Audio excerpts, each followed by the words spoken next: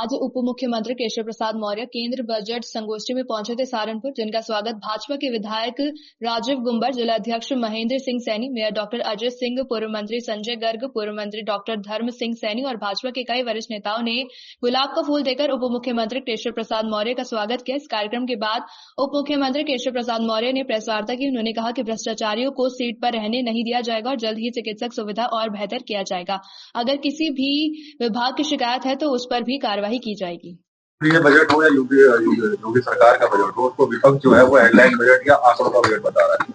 देखिए, विपक्ष को भाजपा का फोबिया हो गया है। माननीय नरेंद्र मोदी जी के प्रति देश का जो भरोसा लगातार बढ़ा है, उससे विपक्ष घबराया रहता है। उनको लगता है कि अगर भारतीय जनता पार्टी की केंद्र सरकार का बजट और प्रदेश सरकारों का बजट इतना शानदार और जानदार जोरदार आएगा, जिससे लोगों की जो आवश्यकता है उसकी पूर्ति होगी, तो इससे विपक्ष घबरा जाता है।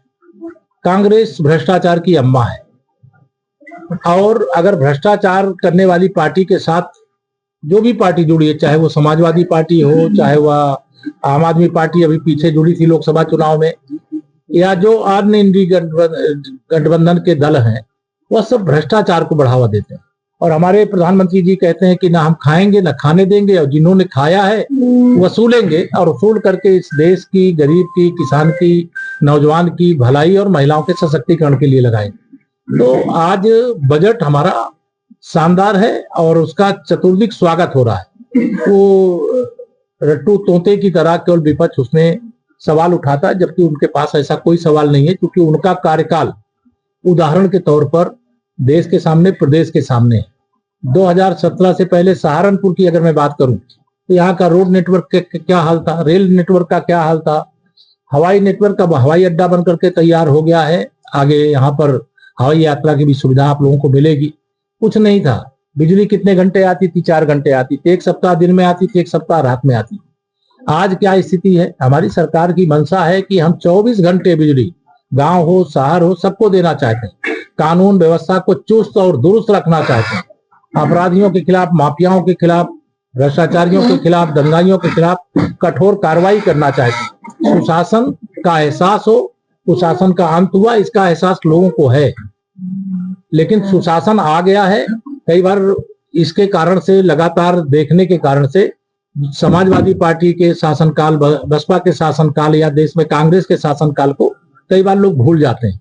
इसीलिए हम केंद्रीय बजट लेके आए, प्रदेश का बजट लेकर के आए, इसीलिए आप सबके साथ संवाद करने के लिए आए। हमारा बजट शानदार। सर, युवाओं के रोजगार की अगर बात करें तो युवा तो सहारनपुर से पलायन करके गुड़गांव में नौकरी कर रहे हैं, एनसीआर में नौकरी कर रहे हैं, सहारनपुर से तो लोग भाग रहे हैं। मैंने कहा है अभी कि देखिए, सहारनपुर तो एक बहुत बड़ी इंडस्ट्री का हब है। हमारे युवाओं का आह्वान करता हूं कि उनको पलायन करने की आवश्यकता नहीं है। उत्तर प्रदेश में अनेक अवसर है।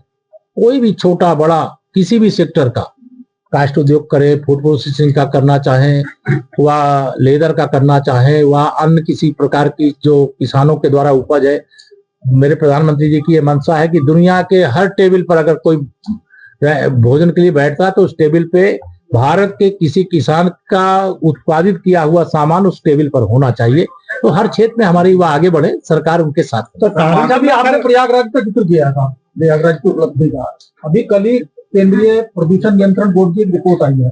वो ये कह रही है कि प्रयागराज में यमुना का और गंगा का जो जल है वो पीने के लायक नहीं है। हमारे मुख्यमंत्री जी ने दावा किया था अभी कि जो प्रयाग और वहां से जल लेकर के आइए और 100 साल तक अपने घर में रखिए, तब भी सुरक्षित है। सर, मैं कहना चाह रहा हूँ, एक महत्वपूर्ण मुद्दा है सहारनपुर के अंदर। सर, इलाज के नाम पर सर यहाँ पे ठगी की जा रही है। इलाज नहीं होता सरकारी अस्पतालों के अंदर। सबसे बड़ी विडंबना यह है। और यहाँ का जो मरीज है सर, यहाँ से देहरादून, चंडीगढ़ में पड़ा हुआ है, यहाँ इलाज नहीं है। न्यूरो सर्जन नाम की कोई चीज नहीं है, ना कोई इस तरह की जांच की जाती है। वो बेचारा यहाँ से बाहर जा रहा है। सर, बाहर दिखवा लेंगे। चिकित्सा व्यवस्था में प्राथमिकता देना हमारी सरकार की भी प्राथमिकता है।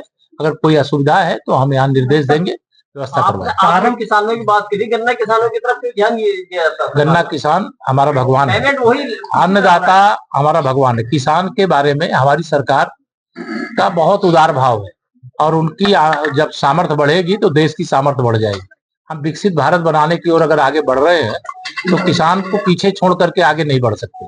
इसलिए उनका ध्यान पहले होता आ रहा था परंपरागत, पहले जो होता रहा है वह अगर आपको याद है तो उसको आप ध्यान रखेंगे तो आपको ध्यान में आएगा कि पहले सही से नहीं हो रहा था। मोदी जी, अब सही से हो रहा गन्ने के जो प्रोडक्ट वो है, गन्ने में खाद है, बीज है, जितने भी उसके वहाँ है, वो लगातार उनकी कीमतें हर साल बढ़ रही है और गन्ने का दाम उतना ही आपकी सरकार में, तो किसान का भला कैसे होगा? आप दोनों ही बात कर रहे हैं। समय अनुसार वो बढ़ाएगा, समय जब आएगा उचित उसका बढ़ाएगा। सहारनपुर में करोड़ों विकास के नाम पर आया है, पर बार बार सड़कों को खोदा जाता है, कभी सिविल लाइन डाला जाएगा तो सड़क को तोड़ना पड़ेगा, खोदा जाता है। क्या पैसे का वेस्टेज नहीं है? एक बार ये पैसे क्या है ना कि कई बार पहले भ्रष्टाचार की भेंट चढ़ता था सारा पैसा, अब भ्रष्टाचार की जगह विकास के लिए समर्पित होता है। सिविल लाइन डालना है तो सड़क तोड़ना पड़ेगा। हमारे डॉक्टर अजय कुमार जी हैं, जब से आए बदलाव आया कि नहीं नगर निगम थे, बदलाव आया।